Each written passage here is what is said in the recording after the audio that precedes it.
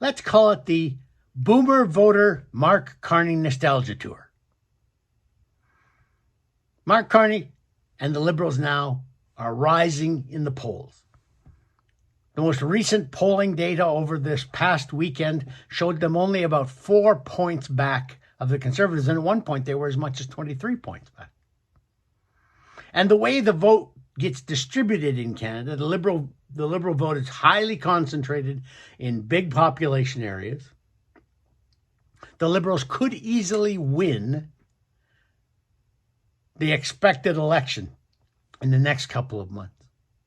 You have to remember that in the last two elections, in 2019 and 2021, they got fewer votes than the Conservatives, but because of the way their votes concentrated, they won minority governments in both cases.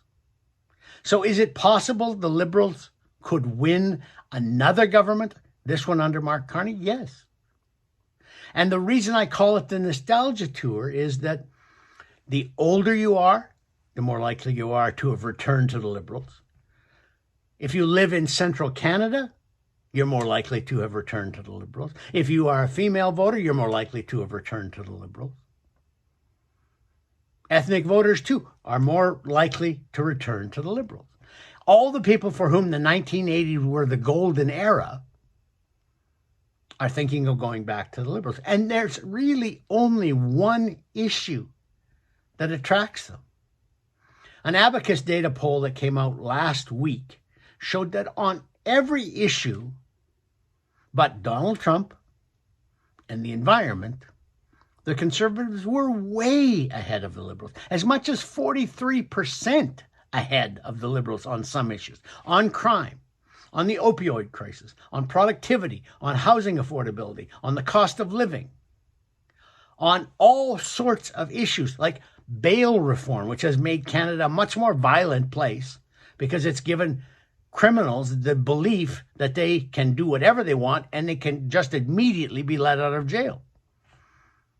On all of those issues, except for Donald Trump and tariffs, Canadians are very much more interested in what the Conservatives are offering than the Liberals. But because Donald Trump is out there now making noise about making us the 51st state, which he cannot do, he would have to have us participate in a referendum of our own control and vote overwhelmingly to ask to join the United States. That's not happening. So all of this talk about annexation, you can just forget about it. But because he's out there saying all those things, and because he's out there doing real damage to the Canadian economy with his tariff threats, the good thing is he's doing more damage to his own economy than he is to ours, but he's still doing very real damage to our economy because he's out there doing that right now. People are rushing back to the Liberals.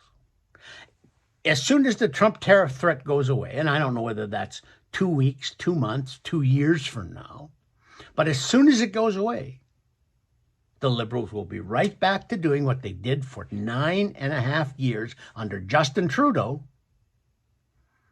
and we'll be just as unhappy with him. But we have forgotten all of that now, seemingly, because we want Mark Carney to save us from Donald Trump.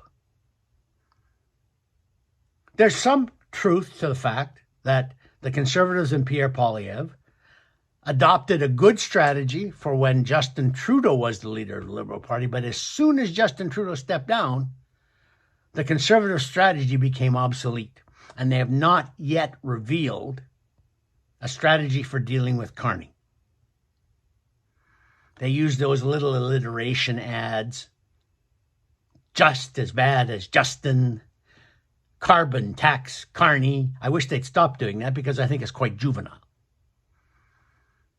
But they have not yet shown how they're going to deal with Carney.